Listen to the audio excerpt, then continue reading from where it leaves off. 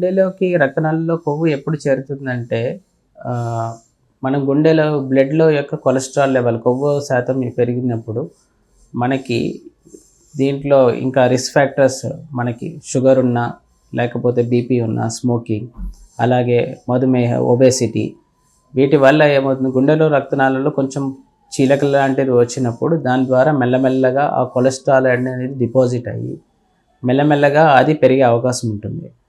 ఇది 100% పూర్తిగా పూర్తిగా మనకి 100% పూర్తిగా క్లోజ్ అయితే మనకి హార్ట్ అటాక్ వచ్చే అవకాశాలు ఉంటాయి. అందుకని మనం ప్రతి ఇలాంటి రిస్క్ ఫ్యాక్టర్స్ ఉన్న పేషెంట్కి అట్లీస్ట్ 6 మంత్స్కి ఒకసారి మనము ఇలాంటి కొలెస్ట్రాల్ లెవెల్స్ టెస్ట్ చేస్తూ ఉండాలి. ఒకవేళ కానీ కొలెస్ట్రాల్ లెవెల్ ఎక్కువ ఉందంటే దాని తగ్గ మెడికేషన్స్ లైక్ స్టాటిన్స్ అలాంటివి అనేవి వాడితే కొలెస్ట్రాల్ యొక్క లెవెల్స్ తగ్గి అలాగే మనం ఎటువంటి కాంప్లికేషన్ని ప్రివెంట్ చేయొచ్చు.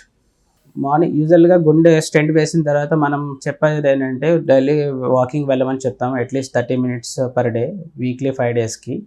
కానీ ఇప్పుడు ఉన్న చలి అనేది ఏమవుతుందంటే మరీ 10 degrees లోపల ఉంటుంది. దీనివల్ల ఏమవుతుందంటే ఎయిర్ ఫస్ట్ ఏదైనా హార్ట్ పేషెంట్స్కి కొంచెం హార్ట్ ఇంకా పంపింగ్ డిఫెక్ట్ కూడా ఉన్న వాళ్ళు ఏమవుతుందంటే ఫస్ట్ వాళ్ళకి గాలి పీల్చుకోవడం కష్టంగా ఉంటుంది.